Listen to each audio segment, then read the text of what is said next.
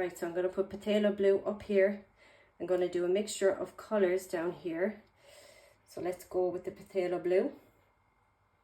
So we'll do it down to about there. So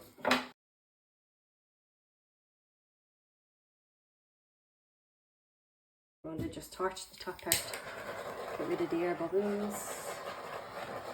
And then I'm going to put a thick line across.